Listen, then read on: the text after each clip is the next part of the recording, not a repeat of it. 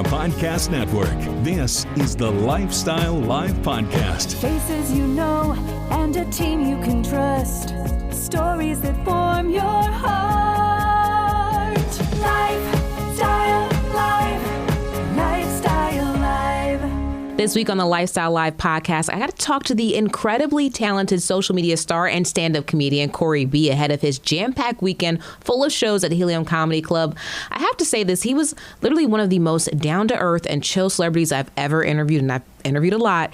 In fact, he doesn't even look at himself like he's a celebrity. Listen for more about how he balances life, comedy, and expanding his personal brand. Lifestyle Live. We see you getting after your fitness goals.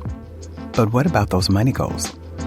You can count on Credit Karma for a clear view of your finances and your progress, helping you see results so you can keep checking off those financial personal bests and find your way to money. Progress never felt so good.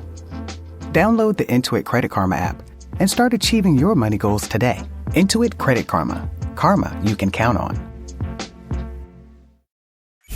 Lifestyle Live. Corey B is a quick-witted content creator, podcast host, and stand-up comic who's racked up over 9 million followers on TikTok and nearly 6 million on Facebook. I know you recognize that kitchen. During the pandemic, he pivoted from the stand-up stage to the screen, dropping long-form content that mixed comedy with creative food experiments and showcasing his personality as well as his family. And that has built him a very loyal audience along the way. Now he's here in the Circle City for a weekend full of shows. Welcome, Corey. Is that what it's called? It's called the Circle City, Indianapolis? Yeah, it's called the Circle City. I went to Indy one time. I was in a Finish Line commercial, and you guys have like finish lines out there, I guess.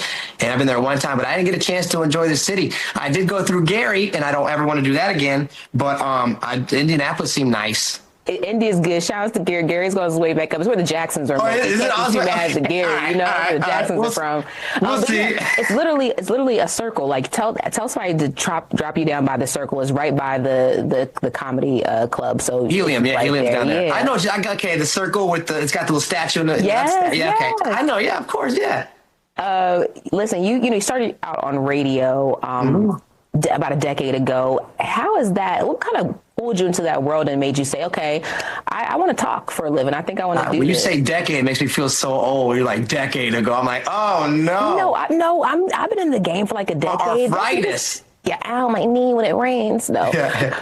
I started in radio. I got an internship, and I was working for free for the radio station for like 2 years. They love to do that. They love free workers. And then I got my own radio show in New Orleans. And then Vine started being a big thing. I'm dating myself. And so I started doing Vine, and I didn't like doing 7-second videos. So I started doing longer format skits and sketches on Facebook. And that really popped off. And they got attention from a lot of people. And I gained like 1 million followers. And then I got a radio show in Chicago. You know, not too far from you guys, about 3.5, 4 hours.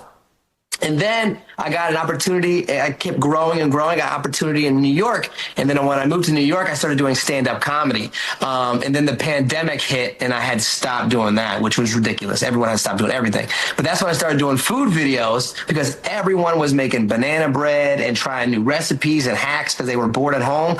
And it just blew up. Like it just skyrocketed quicker than I could imagine. And it's been fun. I've been doing it ever since. And then about 2 years ago now, I was like, you know what? I want to start doing stand-up again. So I've been doing it. Now I'm on the road. That's awesome, too. I remember watching one of your first videos, and what made me kind of gravitate towards it was that it felt like it was a real video about making this thing. And some of the videos you go, oh, no, this is disgusting. This was I've done it. Yeah. Great. I don't do that too much anymore, because I realized like the videos that were gross, not many people wanted to share that recipe, because no one wants to share a recipe that's like, ooh, we should make this. No, if you want to share the videos that look good, and obviously for me, it's a business. So the more shares I get, the more eyeballs and the more money I make. So I don't make the nasty ones anymore. There's no reason for me to. I don't want to taste nasty stuff anyways. That's the best reaction. Those are hilarious. Yeah. As somebody who's, you've had this career where you've built this personal brand about yourself, but you also expanded now to do other things like your barbecue line. How do you continue to do new things but stay authentic to who you are when you're making different products or having different ventures like that? I can't. I'm one of these people that can't settle down. Like I just need new ventures and new hobbies and new things. I think it's like an addiction, but like not to like bad stuff, but to like work. And I have a kid, and I think ever since I had my son 8 years ago, that's what kind of like put me into like turbo drive to do anything I can to solidify his future and to show him like work ethic and whatnot. But I've got a family that like provide for, so I just try to do anything to like do that. And like the brands I've done, like I'm part owner of a cookie company called Bang Cookies, and I love cookies, so that's like on par with me. It's not. It's something I get involved with things that I like, and it's things that are true to me. We've gotten to see your family grow over the years, and we've gotten to be there at special moments, with the B family on YouTube. What's the biggest lesson you think that you've learned from showing people your life like that on YouTube? Because that's a bit vulnerable. That's when you don't stage, you can get off stage, but people know that's your life, that's your family. Those are his drawings right behind you right there. Exactly. Yeah. 100%. Yeah. So early on in my son's life, we did it when we lived in Chicago, we started the B family, and that was like, we did family vlogs and whatnot. And my kid was just a newborn to like 1 year old. When he started getting older, people started recognizing us out, and it kind of made him uncomfortable. So we kind of stopped doing that route of like, showing the whole family thing. But at first it was fun. It was fun to do. And now we still give you a look inside of our life, but it's not like, some of these YouTubers will kind of use their children for views. Yeah, we've seen that. I love the fact that you respected his feelings and you respected how he felt about that.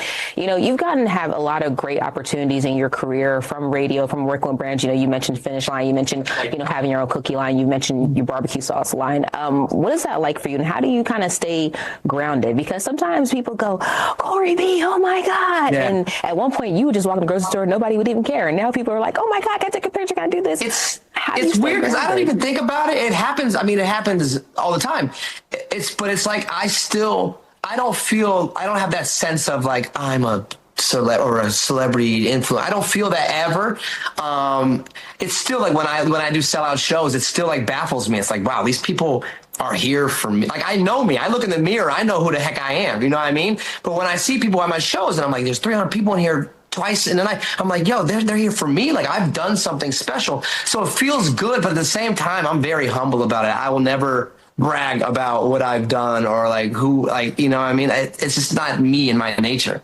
I get that from you. I'm excited to see you perform this weekend. I go to Helium Comedy Club all the time, and some of the best have touched that stage and that microphone, and I know you're just added right onto that list. Everyone, be sure to check out Corey B at the Helium Comedy Club this Friday, Saturday, and Sunday. We're going to have all the information about where you can find and buy tickets over on our website. Be sure to scan that QR code on your screen. Corey, it really has been a pleasure. Thank you so much. Thank you so much. It was nice to meet you. Lifestyle Live. Lifestyle Live. Again, what I tell you guys, one of the most chill comics I've ever gotten to interview. Be sure to check out Corey B. And for more interviews, the best events, eats, and great music, check out Lifestyle Live each weekday starting at 10 a.m. From the All Indiana Podcast Network, this is the Lifestyle Live Podcast. Thank you for listening. Be sure to like, follow, and subscribe to this podcast wherever you get your podcasts.